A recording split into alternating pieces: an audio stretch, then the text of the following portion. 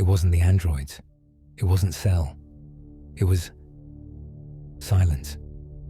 That's what future Trunks remembered most about the new timeline he inadvertently created. He'd gone back, saved Goku, defeated the androids, eliminated Cell. He'd returned to his own time, expecting peace, a future rebuilt. What he found was infinitely more terrifying. He landed his time machine in the familiar wasteland that was once West City. The sky was a sickly, perpetual twilight, the air thick with dust and the stench of decay. But there were no sounds, no wind whistling through ruined buildings, no cries of scavengers, no hum of machinery. Absolute suffocating silence. He drew his sword, his senses on high alert. He could feel nothing. No key signatures, no life signs. It was as if the entire planet had been erased. He ventured out cautiously. The city was a ghost town, but not in the way he was used to. There were no bodies, no signs of struggle, no wreckage from battles, just empty buildings, untouched, as if everyone had simply vanished. He found his mother's lab, Capsule Corporation, miraculously intact. He entered, calling out for Bulma, but his voice died in the oppressive silence. The lab was pristine, equipment neatly arranged, projects left unfinished on workbenches. It was like a museum, preserved in time, but utterly devoid of life. He found a logbook, Bulma's handwriting, detailing her final days. The entries started normally, chronicling her efforts to rebuild, to find survivors. Then they became strange. Entry 78. The silence is firm, is unsettling. I can't explain it. It's like the world is holding its breath. Entry 85. I haven't seen another soul in weeks. Where did everyone go? The sensors show no life signs anywhere on the planet. Entry 92. I hear something. A faint humming, just on the edge of hearing. It's driving me mad. Entry 99. It's getting louder. The humming. It's inside my head. I see things flickering at the edge of my vision. Shadows moving. Entry 100. It's beautiful. That was the last entry. Trunks felt a cold dread creep through him. He recognized the symptoms, the humming, the shadows.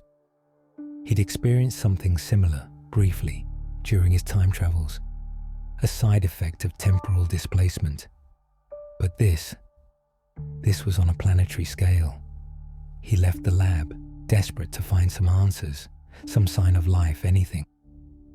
He flew across the desolate landscape, searching, calling out, but only the silence answered. Then he saw it. In the distance, a single towering structure shimmering in the twilight. It wasn't there before. It was alien. A colossal spire of polished black metal, reaching up into the sky like a skeletal finger. It pulsed with a faint inner light, and from it emanated the humming Bulma had described, the source of the silence. As he approached, the humming intensified, drilling into his skull. He started to see the shadows flickering at the edge of his vision, growing larger, more defined. They were figures, tall, gaunt, impossibly thin, with limbs that bent at unnatural angles. They had no faces, just smooth, blank surfaces where their features should be. He landed before the spire, his sword drawn, his heart pounding. The figures surrounded him, silent, unmoving, their featureless faces somehow conveying an unimaginable sense of hunger. Then the spire spoke, not with words, but with a wave of pure psychic energy that slammed into Trunks' mind. He saw visions. He saw the earth, vibrant and alive, then fading. People vanishing, not in explosions or screams, but simply dissolving into nothingness, their existence erased as if they had never been. He saw the spire growing, consuming, spreading its silence across the planet like a disease. He saw the figures, the harvesters of silence, gathering the essence of the vanished, not their souls, not their key, but something deeper. Their memories, their emotions, their very being. The spire showed him its purpose, to collect and preserve the silence, the ultimate state of non-existence, a cosmic library of oblivion. And Earth was just the latest acquisition. The vision ended. Trunks staggered back, his mind reeling. He understood now. The silence wasn't just an absence of sound. It was an absence of everything, an erasure of existence. The figures closed in.